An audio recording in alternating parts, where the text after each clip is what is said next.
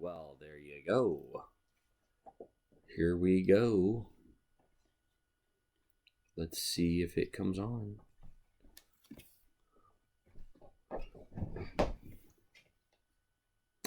The stream is beginning. I guess I should probably It is. do something. No, we're not on camera yet. Okay. See right here? I haven't clicked that button yet. It's We're not just time. getting started. See, it's starting right there. Is it not time, Kevin? It's 7 o'clock. It is now time. Oh, There we go. touch it. Touch Touch it. it. Touch it. What are you doing? I I'm can't moving see it it. a little closer so I I can. can't. Oh, What did you jeez. I had it all do? set up. Oh, well. What are you going to do? Hi, everybody that aren't here yet. What did you do? We'll just hang here until people What start did you joining do? us. They're probably outside. I don't blame them. I'd be outside too. It's beautiful outside. There are a few still figuring it out. There. It's beginning. Get that volume down. There you go. Get your live stream up. Where is the live stream? Oh, Jayton, how are you? Where? I can't get the live stream. Where is it? It's right there. That's it. Hold No, up. but I can't get it to where you talk. Where it Oh, comes it's up. right here. Oh, there it is. There you go. Here, we figured this out. Enjoy.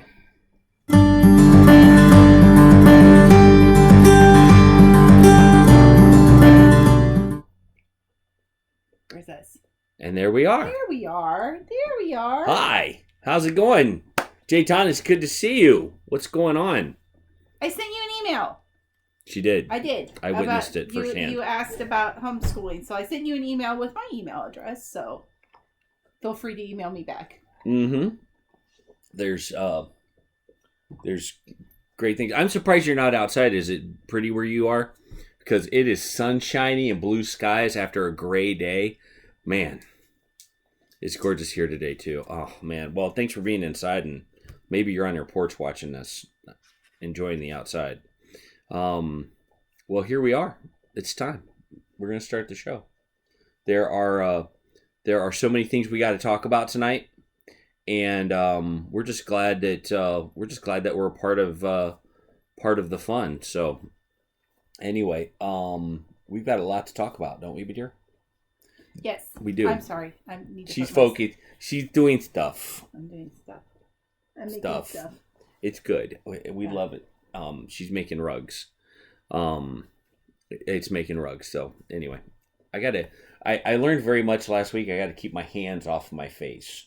Yes. I did a lot of just unnecessary wiping and scratching and picking and all kinds of things. So anyway, we're glad you guys are here. We have a lot to show you, tell you. There's a lot cooking. We have all kinds of things. The first thing we're going to start off with is this right here. We have started the Goin Batty business, and we have Goin Batty P.O. Box. So it is. You're right. It is dinner time. That's our mailing address, and we love letters and notes. I think writing a note and a letter is kind of a lost art, and we need to do more of it. And so, if any of you get motivated to send us a little note, that would just mean like so much fun, wouldn't it? Yeah, that'd be cool. So anyway, we are going to try to start each video out with a little bit of our story until you guys get bored of hearing about our story. Until we're all caught up to now. Yeah. And I don't know, the way our family goes, there's always a new story. So yeah. We thought we'd talk about tonight. We would talk about who goes to the hospital the most, what happens when you mix red dye and the zoo together, what it means to be a close-knit family, when brothers and sisters aren't fighting with one another, but they're actually liking each other. Yes. We thought we'd talk about homeschooling a little bit and how we are or have journeyed towards being that weird homeschool family, and we're very proud of it and very excited about it. We've got the Goin Batty kitchen we're going to talk about. We've got upcycling projects out there. We're going to need your help with some of the upcycling projects that we have. So we're hoping that you guys will talk a lot during the live stream and share a lot. We've got our favorite things tonight. Yep. We've got the garden update and the chicken update. We've got a special guest chicken tonight that you'll see in just a few minutes. And then, of course, our resources, the resources that we're using that encourage us in our homesteadiness, our homesteaditude. Oh, look, there is Lone Star. Lone Star, how are you, my friend? Welcome, welcome, welcome. So yeah, those are some of the things we're gonna do. We are. I got to quit touching my face so much. I'm gonna stop touching my face now. We're gonna talk about the zoo. Zoo, yeah. Well, no, we need to probably talk about like who all are involved in the Batty clan.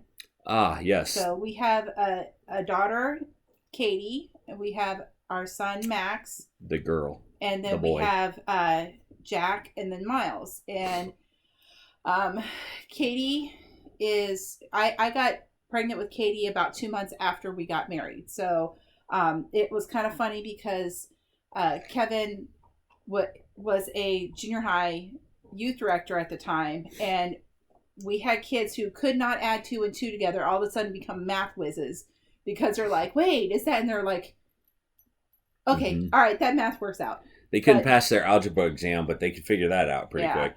But and so then 12 months and 2 weeks later came Max, and then 13 months after that came Jack, and then 22 months after that came Miles. So, Jackie, you're watching from Australia? Nice. That's awesome. Well, welcome to the Goin Batty live stream. This is going to be fun tonight.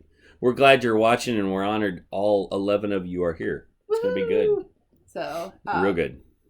Yeah. So where was I? Oh yeah. Oh, sorry. So I had 4 kids in 5 years. And then after Miles, we figured our family was done because Heather said it was. Yeah.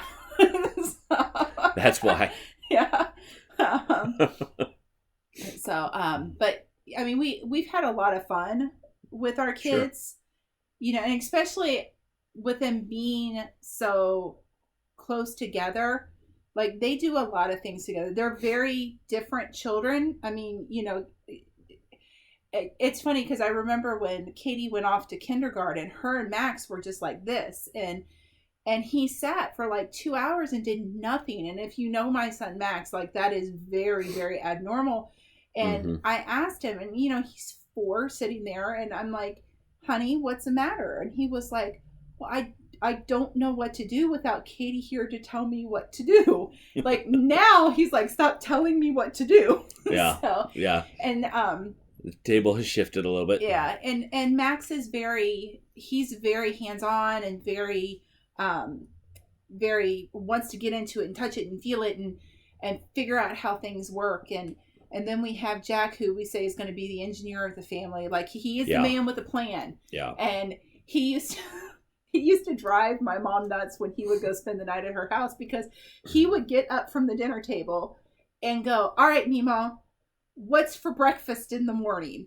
Like he's our planner. He needed to have his day planned out. And and you'll watch him, like when he's doing things, he's very focused, and he'll walk through a room, and if you stop him, he gets really upset because you have just interrupted the thought process of what he needed to do. Absolutely. And then we have Miles, who is our spirit of adventure. I mean, that little boy does not know. He does not. Hey, Phil, how you doing, man? The only thing he's afraid of is bees in the dark. Yeah. Well, he's not really afraid of the dark anymore, but No. He, Miles is fun. I mean, all of our kids like music. Music's a regular part of our life, but Miles is the one that will express it as loudly as he can and blow your mind. He'll be walking somewhere doing a chore and he'll sing. He'll be in the bathroom and he'll sing. I mean, he's just constantly singing. But Max also is yeah, we are. I can't believe that we have almost 400 subscribers. That completely blows my mind. I can't quite process that. That's a blessing to us, and we're excited because we have another leg of this homesteading journey that we want to share, and the more the merrier. So I'm ecstatic. But yeah, I mean, Miles is one of those kids that has a song in his heart. Katie, Max, Jack, and Miles all have a certain instrument I think that they would like to play if they could. But Miles is the one that's constantly singing. I mean, he's constantly. Max plays the guitar. Katie used to play the violin until she realized that she hated it and she stopped. So now she says she plays the sewing machine. Yeah, now she's a seamstress, and there's a really cool video coming out soon with Katie doing an apron, making an apron, and if you get a chance to see, if you'd like to see some of the stuff that she's done, by all means head to our store, Goin Batty store, and .com. And she's got some stuff there that I think is really awesome. So check that out. But anyway, we do have a pretty close-knit family, and we're working on keeping it close-knit, even though the teenage years are coming. Yeah. But we did make the jump from public school into homeschooling. And I forgot that you were telling them about the zoo story, and then stopped. Yeah, I completely forgot. Yeah. We'll come back to the homeschooling if there's time. The zoo combined with red dye number 5, it's a problem. Well, all of us, Goin Batty males have an aversion to red dye number 5, and it affects us in one way or another. And so for me, it makes me completely squirrely. I mean, more squirrely than I really am. I'm usually pretty squirrely, but it really messes with me. It really messes with Max and upsets his stomach. And so one evening we went to the zoo, and there were these red cookies that his wonderful aunt had decided to give him. And did the rest of the kids get some too? They did, and there was also red punch that went along with it. And I mean, my sister-in-law is just one of the sweetest ladies, and very giving and very kind and everything. And she wanted to spoil her niece and nephews, and because at that time we had Katie, Max, and Jack. Miles, I was pregnant with Miles. Yeah. And but yeah, so go ahead.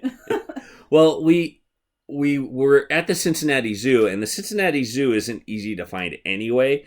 But we're coming out of their light show they have at Christmas. And we are getting into the car, and we're driving away. The zoo is in like the worst part of town. It's just in a weird part of town. It's in a bad part of town, and the zoo is nice, the area is shady. And and all of a sudden, Max always had a tell when he was gonna be sick, and he'd go like this. And I'm like, Kevin, pull the car over. And this was before we left the parking lot, wasn't it? No, we were out on the shady street in the shady neighborhood. Yeah. And he cut loose. Throws up everywhere. Red dye number 5 and cookie. And then I guess Katie gets a whiff of it, and she throws up everywhere. Yes. And then Jack's like, that's gross. And he throws up everywhere. I mean, so he was all 3 kids... I think Miles was actually in the womb barfing too, but all 3 kids were just ralphing everywhere. And so we had to pull over. We were following Heather's parents to a restaurant where we thought we were going to get something to eat. Yeah, but we ended up going to a Kmart to buy a bunch of wipes to clean up all the yak in our car. Yeah. So that was it just was gross. not. It was so gross. It was so funny though, because it was one of those nights where you look at each other and go, we have 3 kids and we're going to add a 4th to this? Are you sure we can do this? Oh, I just went. Lone Star, he says that he was homeschooled from kindergarten to graduation. Woohoo! No kidding. Good for you. That's awesome. So, oops, I messed that up, what didn't did you do? I pressed buttons and I shouldn't have pressed it. Stop pressing buttons. All right. Anyway, yeah, that's awesome, Lone Star. Okay. I'm sorry. My ADD got the best of me. I got lost. But, I mean, the zoo experience has lived in infamy for me as a dad to go, when everything is going and it's coming up, we're able to handle it. And we didn't think we could handle it. That was a rough ride home all the way back up from Cincinnati to Dayton. That's about a 45-minute drive of... is this really going to work? Yeah. But Lord, that sounds horrific. Yeah, it was horrific. It was pretty rough, but it goes back to just our family and the ability we have to when God gives us lemonade, lemons make lemonade. I messed that up completely, but I think it's a fun thing. Our family, like I said, has made the jump from public school to homeschool. I had a public education, so I'm not as smart as Heather. Heather was homeschooled, and I so wasn't homeschooled though my entire. okay, I started that's out in right. public school from about kindergarten to second grade, and then my mom Hi, Bob. pulled us, and I was homeschooled. Now I'm 40, so that's back when you were like extremely weird if you homeschooled your kids. But I was homeschooled from second grade, and then I went back to a private school in sixth grade, and went to a couple of private schools, and then in high school I started public school. Mhm. So you know, and every person's different. You can ask, you know, three different kids from the same family, and they'd have three different opinions of homeschooling. I personally thought it was really great. It gave us a foundation for my brothers and I for what we believe. There were a very strong foundation, and we are all very rooted in what we believe. And I believe that that's because of the persistence of my mom, and the wanting to teach us what is right, what is true, what is biblical. So And, that was my experience. well, I think the reason that we bring it up is so that we can share with you that our homeschool experience, Heather's homeschool experience, plays into this, and it plays into homesteading in a way that we weren't expecting. Homesteading and homeschooling tie together in the fact that when they step out into the homestead or the farm or whatever we call it, they're automatically learning something about the animals that we're taking care of, the garden that we're taking care of.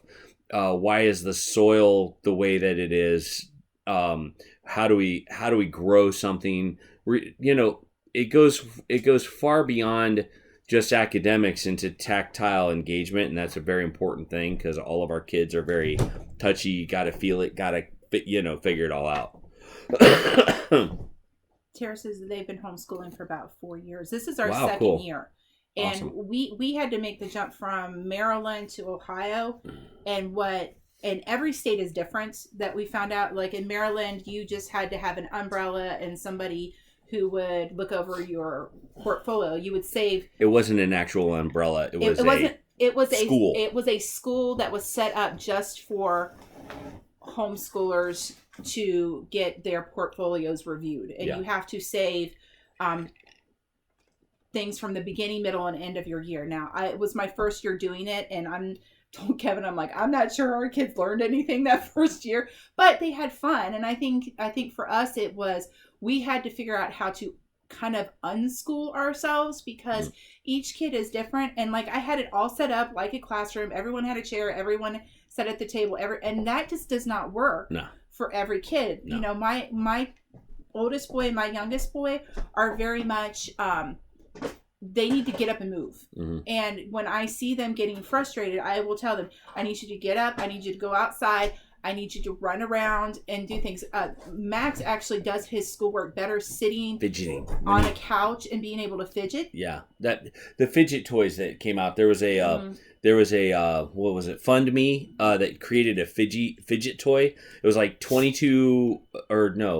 something like $2 million to create this fidget toy. It has all these buttons and things on it, and it's like $22 to buy one. It's ridiculous, but that's the perfect toy. Lone Star said that his sister, his mom, the teachers told his mom that she was too smart for public schools. Oh yeah. But that's good. And then Katie is different because she is, I want to get in there, I want to get it done, and I want to get, and like she can actually finish most of her school in about 3 hours. You know, and for us, like, you know, if she's doing sewing, that's considered school because that's home ec. Or if she's cooking, that's considered school because that's home ec. Yeah. You know, if the boys are out working in the yard, you know, those are life skills. That's considered part of school. So, they get the opportunity to do other things that maybe you don't get to do when you're doing a normal public school. We were allowed to go outside until after 3:30. The time public school kids got out, fear of this. Oh no, that's That's true, though. I mean, that's the reality of homeschooling back then. But people didn't do it very often. But today, now you can be part of something called the Homeschool Legal Defense Association. Homeschool Legal Defense? And anyone who homeschools, I would suggest you do that, because then that way you don't have to be afraid of things like that. You know, it's a great resource. It is. Great. It's $120 a year. I think, for the whole year. But if you have any questions, because every state law is different, you know, I have family in Texas that they homeschool. They have very little restrictions on homeschooling. Yeah. It's a national organization, so it's not just limited to Ohio or to Maryland. It's a tool for anybody to use in the United States and even internationally. I know they were working on a German issue with homeschooling as well, but it's a resource for how to deal with homeschooling for the first time, because I'll tell you, when we went into it our first year, I was scared to death. We were terrified. And it's funny, I'm the one that usually fights it the most, because I don't understand it or didn't understand it. And now I feel like it's the only way for our family to really school our kids. And there's great resources. Tara agrees. Yeah. With the whole going outside. We are. She also said that HSLDA. I mean, that's the Homeschool Legal Defense. Yeah, and that's, like I said, of anything that was of every homeschool family I asked, and I did a lot of research before I did this, because I am not the same as my mother. I do not have the same personality. She is much calmer and kinder, and not that I'm unkind, but she's much more patient, where I'm like, oh, why are you not getting this? And I've had to learn how to change my approach. But every homeschool parent that I talked to and homeschool family said, yes, you need to be a part of that, because you may never use it. You may never have Child Protective Service show up at your house, but they're also there. Like, they helped me in the transition from Maryland to Ohio, what is required in Ohio. And you can look up, like, what is required, what are their state laws, what are the things that you don't have to fill out, because there are forms that the state will give you, and you can actually print off their forms, and it has their logo at the top, which kind of keeps the school system at bay, I think, a little bit when asking for other stuff that they don't actually really need. So if they're a great resource, and they're a great resource. We use Easy Peasy Homeschool curriculum. It's really, we don't stick to just that curriculum. We use it as a base, and then we add to it from there. It's something that I think is beautiful about homeschooling, because it's being creative. And we won't beat this horse too much, but let's read real quick. My oldest is 21, is graduated honors student from public school in 2013. My 17-year-old has been homeschooled using the K-12 public online. Awesome. And I think, Jayton, that's the beauty of homeschooling, is you do it in any different way possible.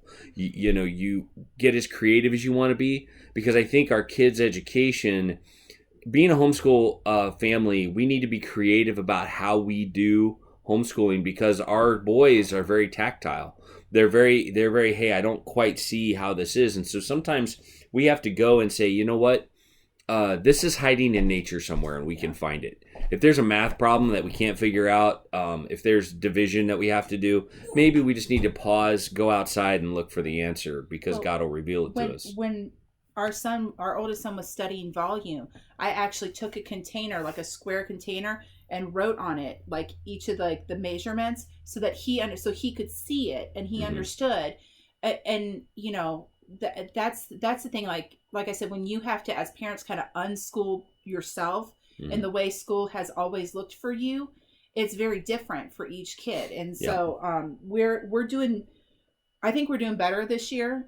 We've kind of hit a rhythm, and I will just tell you, if you're doing it for the first time, your first year will be your hardest, and you will go, oh my gosh, what was I thinking? But at the end of it, when I talked to my kids, they were like, this was a good thing. This was a good thing. So, well, let's talk a little bit about homesteading. What do you say? Okay. All right. There's our info about homeschooling, and we're just on this new journey of homesteading. Well, we're on a new journey of homeschooling too.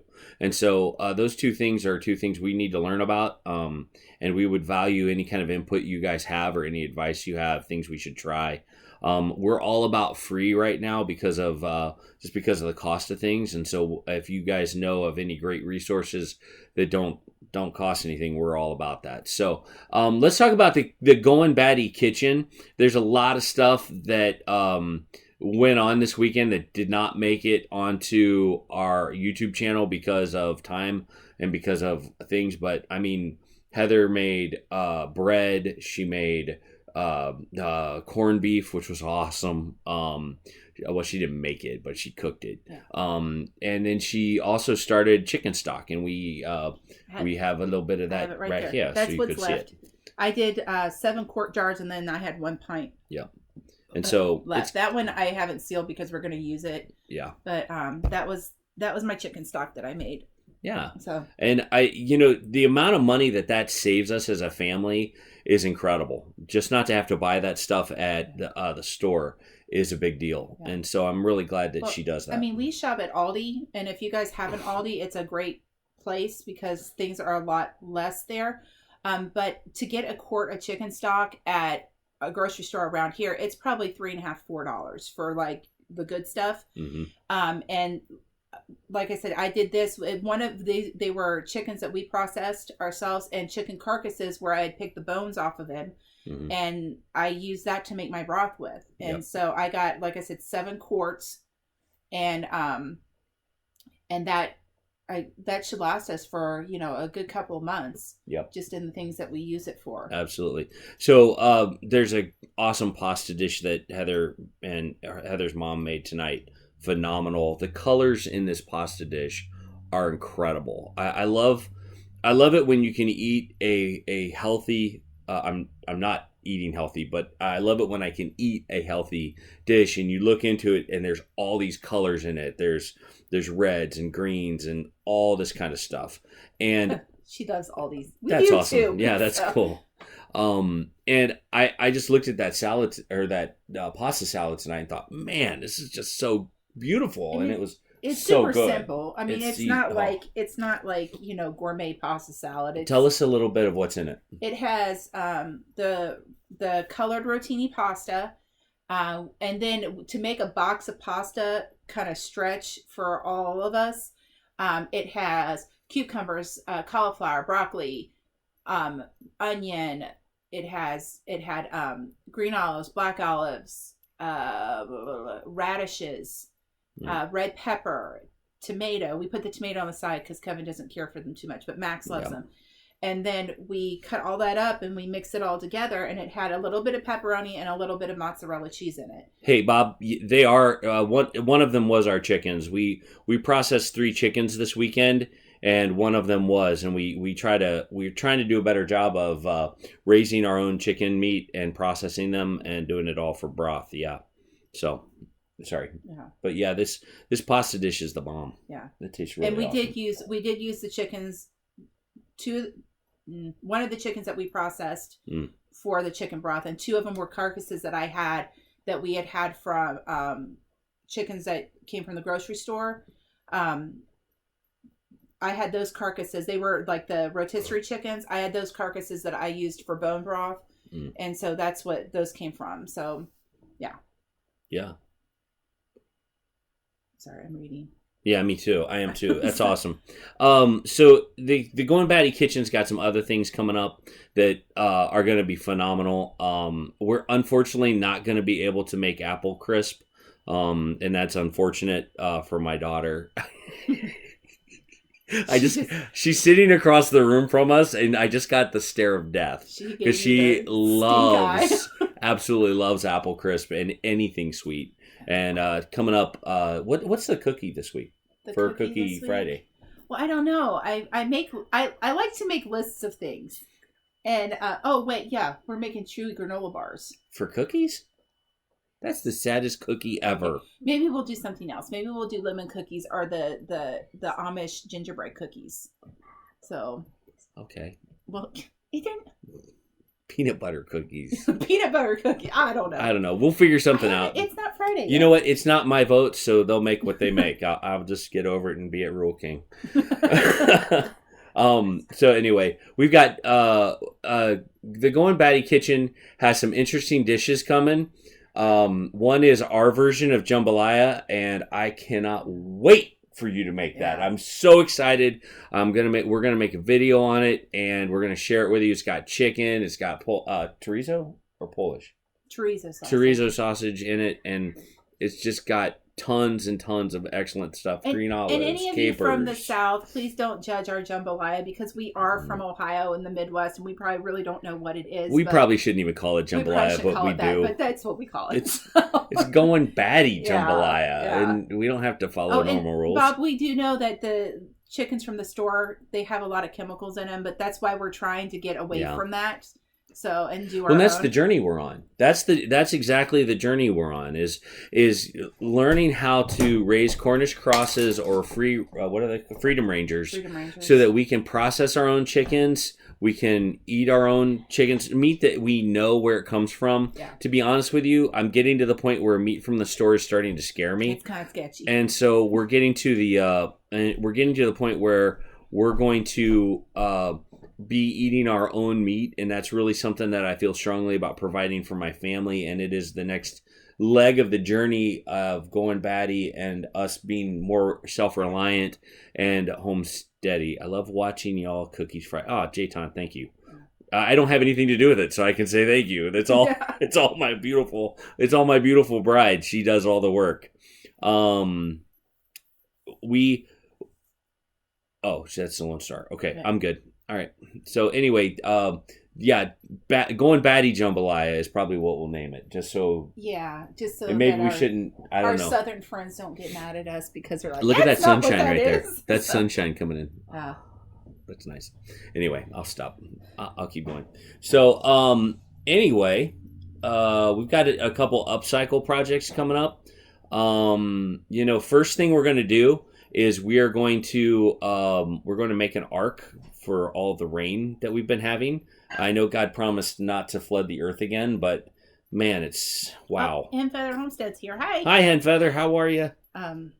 We've had a ton of rain. Yeah, we've had like 4 days of rain. We have this little bit of sunshine now, and then it's supposed to rain for the next 5 days, and then it's supposed to snow at some point. Right around Easter, which I'm like, oh. I mean, it is April. That's the perfect time to have a snowstorm. Yeah.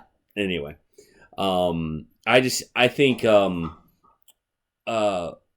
we just have mud everywhere. It's depressing. I'm tired of gray, and that's just one of the things that I think.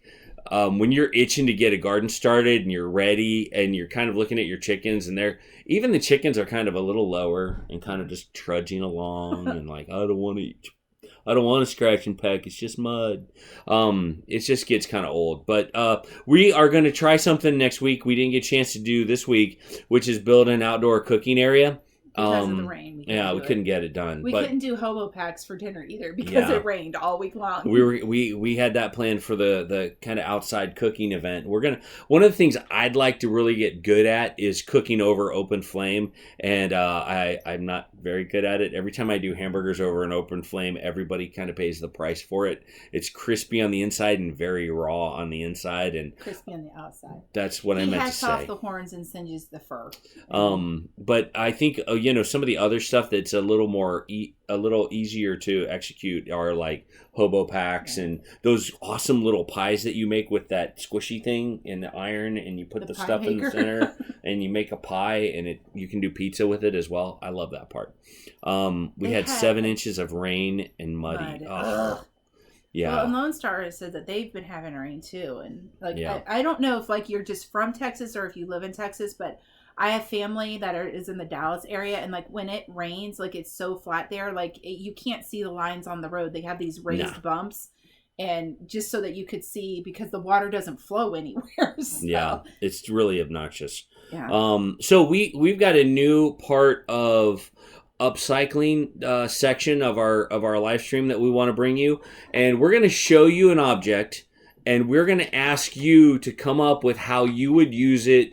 Or how you think we should use it. We can't do that. That's what Brian and Chris would do. I wanted to show them what I would do with it. Well, but we want ideas too. Well, because they can give us other ideas. So like an upcycling idea. How would you use this instead of throwing it away? Is what I'm trying to say. I'm not saying it very well, but that's what I'm saying. Yeah. So here is the item. All right, so we have this, which is just like a sour cream container, or it had like dip in it or something like that. Yeah. And when we first got baby chicks, the first time that we stepped our toe into that gateway drug of farming, we did not have a feeder. We didn't know what a feeder was. And then we're like, we have to, they're just north of the house. Awesome. Mm-hmm. We have to figure out how to feed these chickens.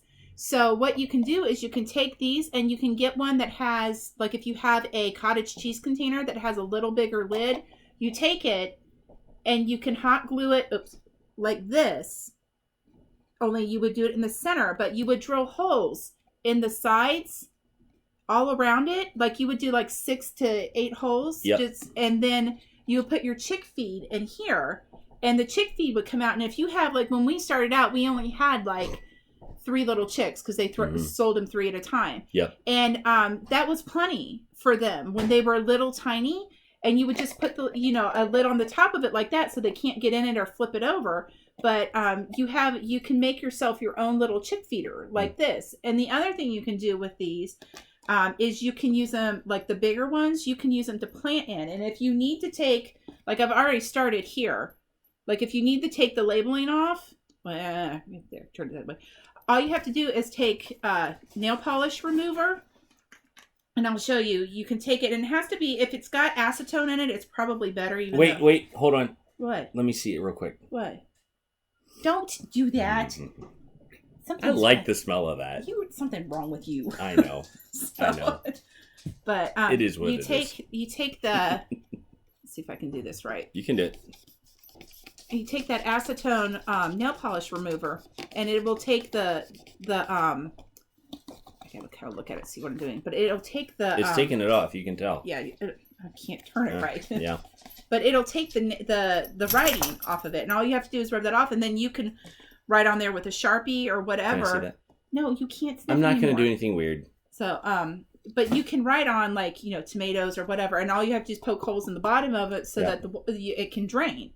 So that's what we use stuff like that for. But like I said, I mean, that was our very first chick feeder that we had was, like I took I don't know, about the size of a pencil eraser type drill bit. I'm not good with measurements of it because I don't have them right here with me. And like I said, just do like 6 to 8 of them all around, and that chick feed will come out.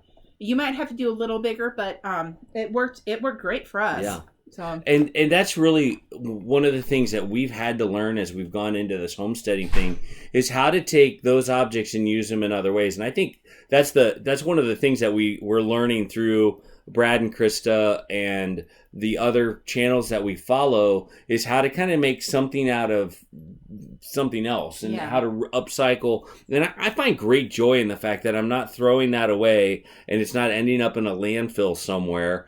And we can use it in more productive ways, and so that's kind of where we're landing, and in just experiencing the homesteading thing. Yeah, me no good with the word talky thingies. So anyway, let's move on to some of our favorite things. Do you have your? I forgot. I need to send Katie out to get that. Oh yeah, well that's all right. We might.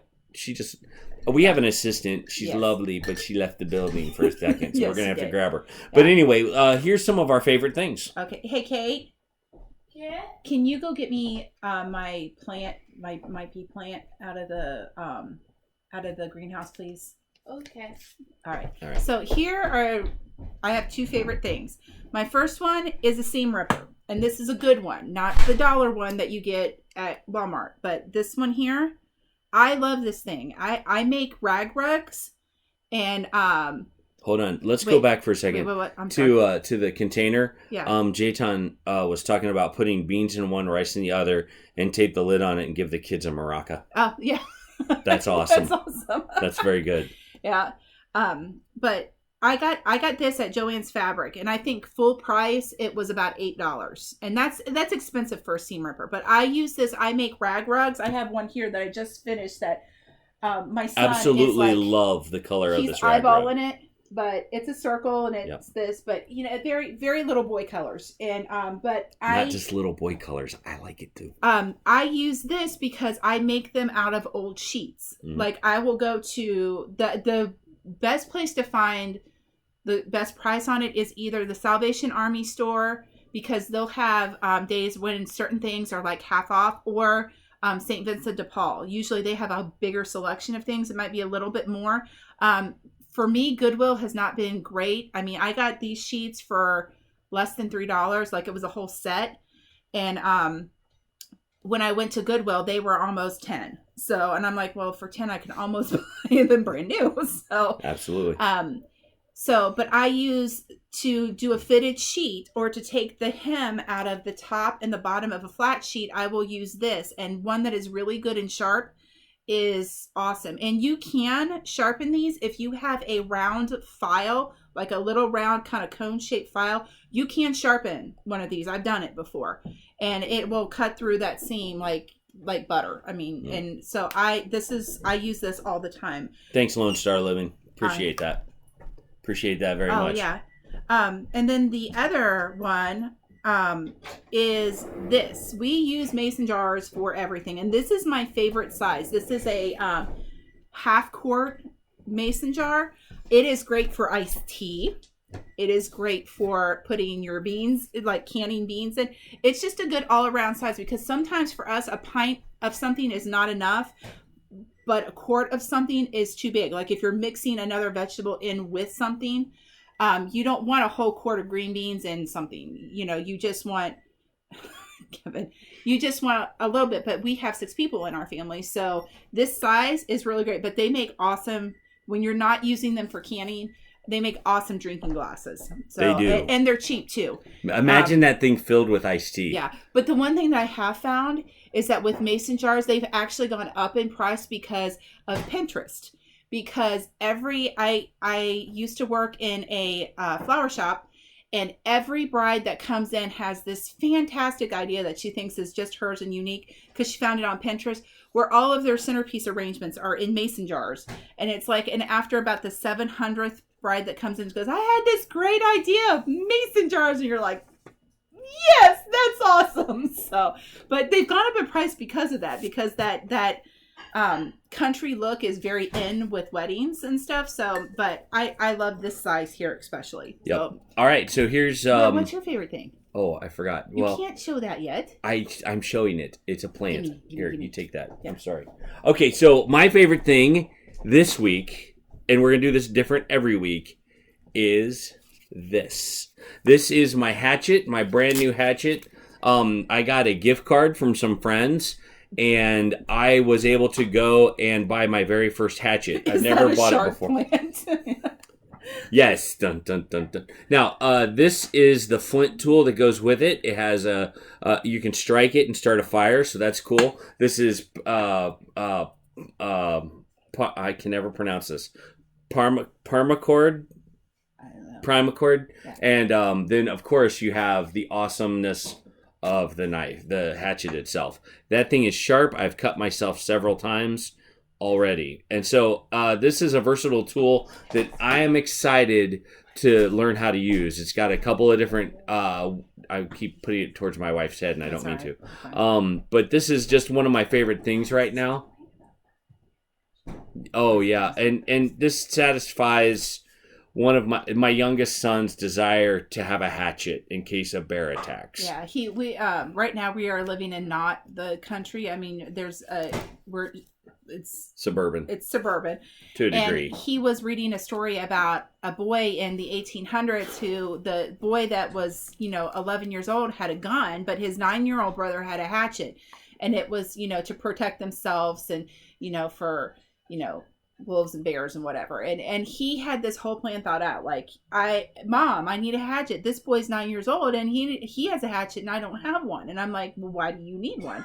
He goes, well, I need to protect you from bears. And I'm like, son, when have you seen a bear roaming through the suburbs here? And he was like, he was so like crestfallen. And it was, the funny thing was he like wanders away going, well, there should be more bears in the suburbs, so he can have a hatchet. So. Hi, Homestead Tessie. Thanks for joining us. we were just talking about hatchets. But yeah, I think it is going to be a fun tool to learn how to use. We are oftentimes saying to the boys, we need a stick or something. And so this is one of my favorite things. And I don't think I have another one today. I think it's just the hatchet today. Yeah. Is that one of them? Okay. No, that's okay. All right. So anyway, those are some of our favorite things. Now onto the shark plant. Yeah, it's a shark plant. It's actually a pea plant. And it's doing really good. It actually needs a little bit of water. Yeah. But it is my only pea plant that survived when my greenhouse blew over. So it's okay because as far as cooked peas goes, I'm not a fan. They're icky green balls of mushy poison. But when it comes to raw peas, like I love those. Yes, I don't like them cooked. It's like cooked carrots. I'm not a big fan of cooked carrots. I don't like cooked carrots. And I don't like cooked peas, and I don't like them together, and I don't like them separate. They both have to be raw for me to eat them. But my plants are doing better. And so I've got a bunch of them in the greenhouse right now, trying to get them started again for the third time. And they're starting to sprout and do well. My cucumber plants are looking good. The cabbages are looking pretty good. We planted tomatillos, so I've got a couple of those. But that's our garden update. And we should be, like I said, we're supposed to be getting snow here again, after Easter. So my grandmother always says you're safe to plant after Mother's Day or the week of Mother's Day or something like that. So up where we are. So one of the channels that really has influenced us is, of course, Big Family Homestead, which we love. Shout out to Big Family Homestead, Brad, Krista, and the gang. We love them. But we also have some other folks that we watch and kind of go, wow, could we do that? That looks like something we could do. And we've been watching this channel, and they have some unique plants that they've been growing. Yeah. And we thought maybe we could try growing those plants too. And so I got on. I've been watching An American Homestead with Zach and Jamie, and watching them grow the achicha plant, which is a lot like a cucumber. And Tessie asked, what's the name of this plant? This is a pea plant. So I got the seeds from Baker Creek. Balls of mushy poison. Yes, it's what they are when they're cooked. Wow. Yeah, I'm not a big fan. But anyway, we went and sent away for some achachachachas. And we're going to try to plant those. We hear that they're awesome, and they're very, very awesome. And then we got these as well. If you like cilantro but don't like the fact that it dies too quick, it bolts. You can check out An American American Homestead and grab some popolo seeds. Popolo seeds. He has a whole video about it. It explains it way better than I'm going to be able to explain it. I got to bring that back here. There we go. And I would totally encourage you guys to check out An American Homestead. They are doing it completely off grid, and it's an amazing, amazing thing to see how they're doing it. So we bought some of those popolo seeds, and then I actually got these by mistake. We got pumpkin squash seeds, but we're supposed to get potato squash, and I've never heard of potato squash. We'll have to try these out and talk to them. Are you getting this read? I could have clicked the wrong button. I get click happy on the interweb. But anyway, big shout out to An American Homestead. Yeah. They have so much resource in how to filter water that you collect so it's drinkable, how to cook outside. Yeah, if you want to be completely off grid, these people know how to do it. And they have Zach is very good at explaining every single step of what he's doing. And he's just, I would love to be like them, but I'm afraid to be like them because it's like, that's just... And it's a gradual. I don't want to poop in a bucket, but I think it's a gradual thing. Like, I don't know if they just kind of quit cold turkey with everything being on grid and stuff like that, but I think for us it would have to be a little more of a gradual process. Yeah. So, and it is. We really are taking this step by step and trying new things as we go, and I think that's the fun part about homesteading is that we don't have to do everything all at once. We can take baby steps, and I'm tired of waiting for the bathroom, so I've already made plans on where I can put my composting toilet out in the barn, and so I don't have to wait when there's 7 people I have to. All right, 6 people I have to wait on to get through the bathroom, and the kids are usually the biggest culprits, and so I'm gonna resort to composting toilets. Anyway, our assistant is going to bring on our next section. So she's going to hand us our next guest, and we wanted to give you guys a live update on this little bird. Take it out. We're having technical difficulties. Sorry. Here she is. Okay. This is a... Calm down. Is she mad at you? What did you do, Kevin? I don't know, but I'll hold her. Hold her. All right. So this is a chicken, obviously. It is a Easter egger. It is an Easter egger, and she is not excited about being here and might poop on me at any minute. She's in that gangly teenager phase. She is. Weird looking. She's kind of in her adolescence phase, but take a look at her beak. She is she has a thing called scissor beak, and we just discovered this as she's kind of grown up. She has kind of wrestled with this. We looked it up, and we've noticed that scissor beak is actually something that she can survive, and she's gonna live a happy life. We're going to name this one. We're gonna call it a pet. We're gonna give her own digs. She'll get her own place to live. With a friend, yeah, and that way she won't be lonely, and they can scratch and peck and do all the things that they do, and really just give her a different kind of feed instead of like the normal. Instead of the normal feed, she is going to get crumbles, and so there we go, because she just got excited. She was on TV and let herself go. But yeah, so she's given she's going to be given the next leg up, and even though you can't quite see it on the camera, you might have to turn her the other I might way, have to turn her. Well, you can kind of see it there. There you go. Yeah. See her beak, how it's kind of turned.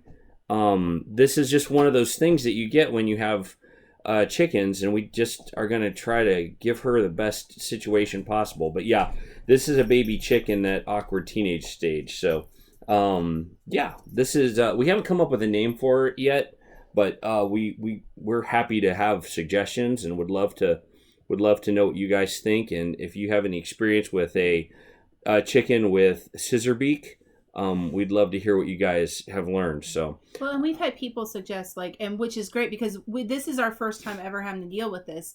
They need to have a deeper thing to drink water out of because of the way that their beak is shaped. They can't eat like the pellets. They have to have the crumbles, and she can still live, and have a fairly decent life and everything. Because we want to be kind to our animals, and we know where they are in the the whole food chain and everything, but we also don't abuse our animals. And if we have one that has an issue like this, we're going to do whatever we can in order to make sure that it is that it's okay, and if we have to, God forbid, have to put it down or everything, that we knew that we tried to do everything that we could in order to make sure that it was well taken care of. Yeah. So I'm going to hand this back over to Katie, and she's going to take it out to the barn and put her back in her little.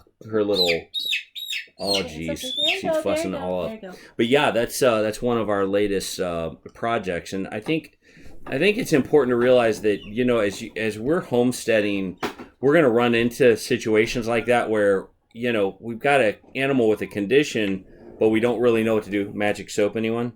For touching the chickens? The only time we use hand sanitizer is when we're touching chickens like this, or if I'm handling meat at the grocery store. So. It's got to happen. So, and we're excited to be faced with some of those challenges, because we want to grow from them, and we don't want to just lose an opportunity. That bird is going to give us eggs. Mm-hmm. She is going to give us a lot of fun, and become a pet to the kids. And so, we've got a couple of people that have said feed it yogurt and eggs, like scrambled eggs. They've said yogurt and oatmeal, which is a great idea. And so there's just a couple of things that we feel like are blessings when we get faced with those kind of challenges. So, yeah. Anyway, do you guys have any thoughts or questions or comments right now? This is a great time for you guys to speak up. We're going to head into kind of the resources that we use, but we'd love to hear from you guys. I noticed the live chat kind of died down a little bit, and would love to hear from you guys about any experiences you've had. And is there anything that you would like to see Goin Batty do? Is there any videos that we need to make short of me bungee jumping off of a bridge, which isn't going to happen? Not allowed to do that. I'm afraid of heights anyway, so I'm kind of a wuss when it comes to that. But is there anything that you guys would like to see?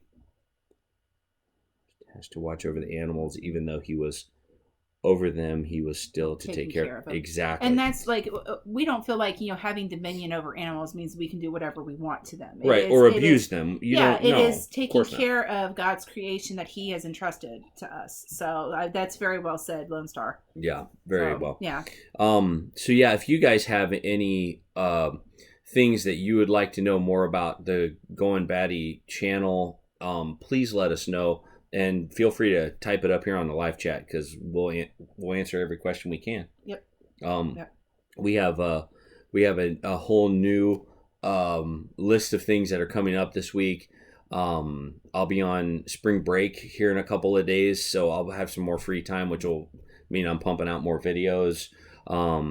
The Big Family Homestead has some rabbits that are coming our direction, which we're excited about. I think that's a few weeks away, though. It is. It's not necessarily next week. So we're gonna be learning more about rabbits as we go as well. So it's gonna be pretty awesome. Gina, stop it. Yeah, our dog is underneath our table, driving us nuts. Heights wouldn't be your problem. For too long with a bungee jump. This is true. I mean, that ground comes at you real fast. Yeah. Well, there you go. Yeah. So anyway, I heard buzzing. I'm sorry. It's not. Something else is buzzing. I don't know what it is. So are we going to do our resources? We're going to do our resources. So. All right, you go first. I'm going first. Okay. I had the unique opportunity to go and meet with a farmer who lives in southwest Ohio. And I didn't say that right, but he's a great guy. He doesn't do homesteading the way we have approached it with the animals. He is a farmer, and he grows corn and soybeans, and he's doing it on a much larger level. I mean, he's feeding 250,000 people a year compared to us who are just trying to feed our family. I'm sorry, Tara said that she likes grocery store hauls, and she'd like to hear more about the homeschooling curriculum. She said they never used Easy Peasy, so. Yeah. Okay, cool. We can talk about that at another time. And Lone Star's asking, what do you plan to do with the rabbits? Well, we're going to learn about them first, but we're always kind of thinking through how can we create new income streams for our family so that we can become more self-reliant. And rabbits are definitely a great source of protein, but I can't kill a bunny. I can do a lot of stuff on the homestead. If we were hungry enough and it was, when the zombie apocalypse happens, we'll eat the dog and then we'll get the bunnies. No, we'll go for the cat. So I'm just. She's always picking on my cat. Yeah, that's all right. I like it. Anyway, the rabbits are there first to be pets, but also an income stream for us, and we'll be breeding them, learning how to care for them, and then possibly even selling them. So nothing. We want to keep it legit. We don't want to abuse the animals. We don't want to take it too far and become some sort of weird bunny family. I don't even know what that means, but like you said, we're looking at them to be a income stream for our family. So Homestead Tessie says grocery hauls are fun. Can you help me with what that is? I'm not sure what a grocery haul is. I would go to the grocery store. I'm assuming, and then kind of, I'm like, I don't know how they feel about you like filming in a grocery store, or showing them like what I got. And I mean, for us, he gets paid every 2 weeks, and I'm a stay-at-home mother, so I have to budget every 2 weeks for, and we do, I mean, for our family of 6, I can do our grocery shopping for most of the time under $300. Like usually it's around like 225 and sometimes less than that. Yeah. You know? And it'll be way less once our garden is in. Yeah. Too, it's amazing how Heather can take things that she's learned from YouTube and apply them and make our grocery bill go from $600 a month down to like $400 or $300 a month. And a lot of it has to do with canning, looking for deals on things. Yeah. We were in Maryland and we found a 10-pound bag of potatoes at Aldi's for 99 cents. They were running out on them, and now we know if that would happen, we could go buy all of them and can them. Yeah.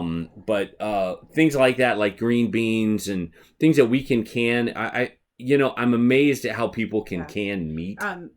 Lone Star was saying it's when you go to the store and then you film what you got and how much you spent, etc. Things like that. And maybe, I mean, I could even do like what meals we were going to use it for, because what I'll do is like, say ground beef is on sale, then I will do quite a bit. I will stock up on that. Like we had corned beef went on sale at Aldi's, and it was $1.99 a pound, and it's usually way over $3. Yeah. And so I bought 3 of them. And then we just use that, you know, I would like to say, you know, I made corned beef and then I made like corned beef hash with it, it never lasts that long in our house. But what I will do is like after Easter, when hams go on sale, I will go out and buy like 2 or 3 hams, and then we'll make 3 meals out of 1 ham. So, you know, that kind of stuff. So yeah, I think, yes, about $225 every 2 weeks.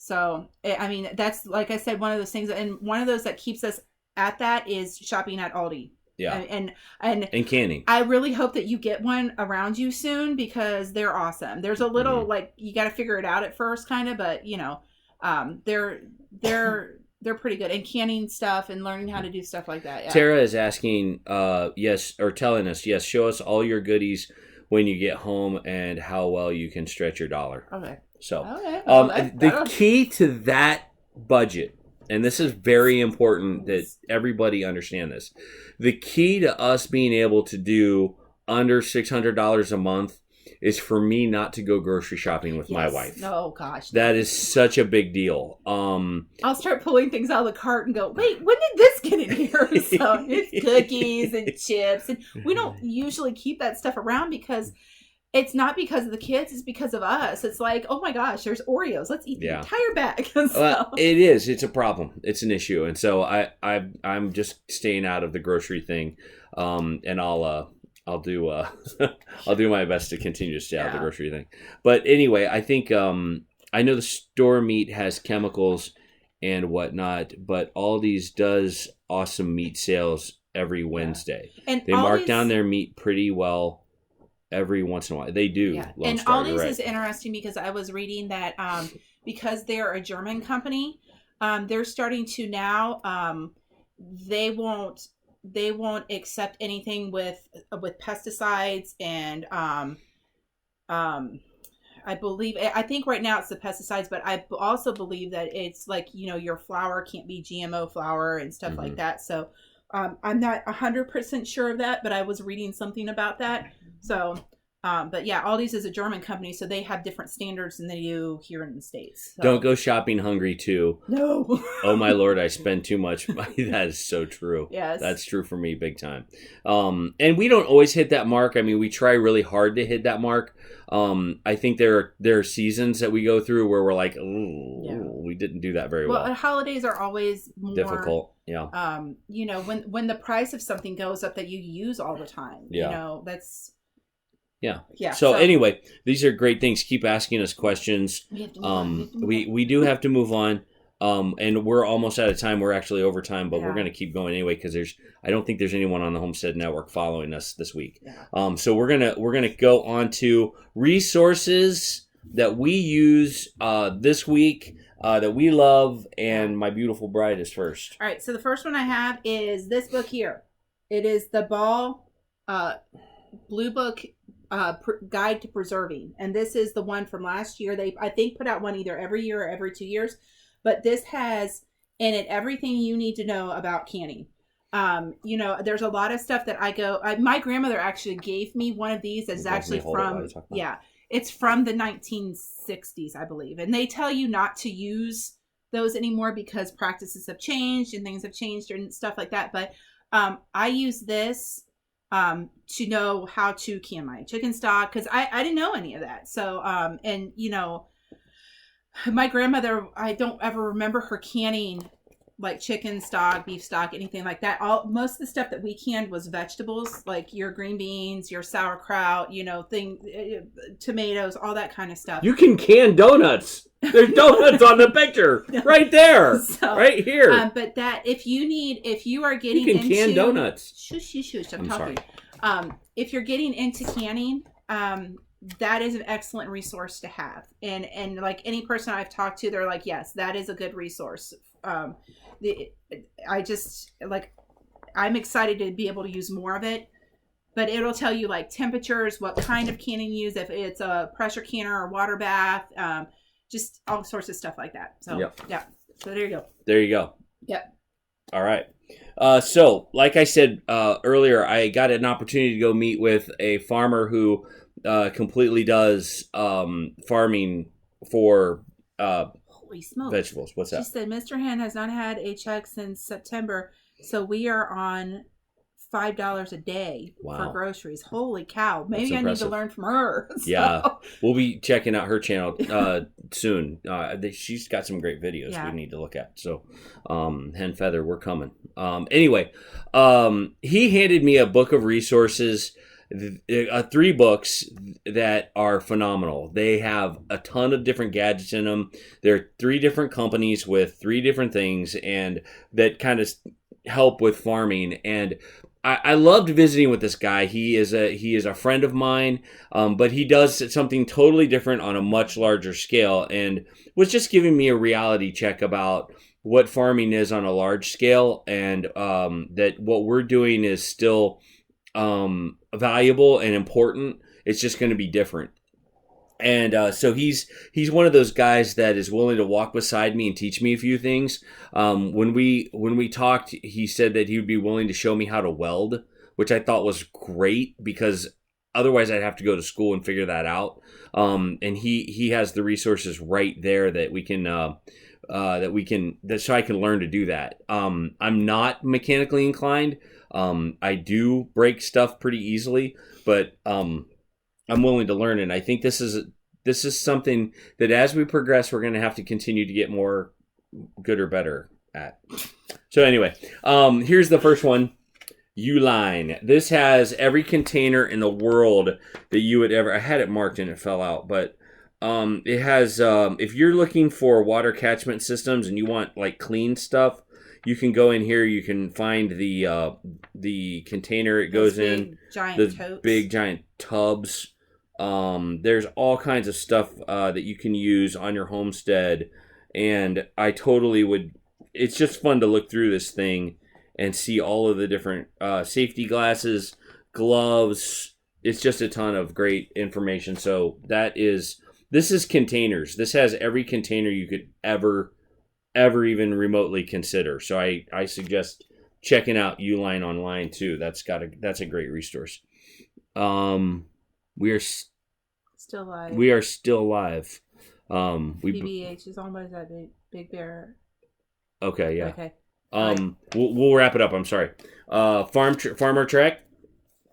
And that's a great thing. It's got a lot of greenhouses in it and a lot of examples there. And this thing is just incredible. The Gepplers. This thing has all kinds of gadgets in it, all kinds of equipment you'd want to use on, that you might need.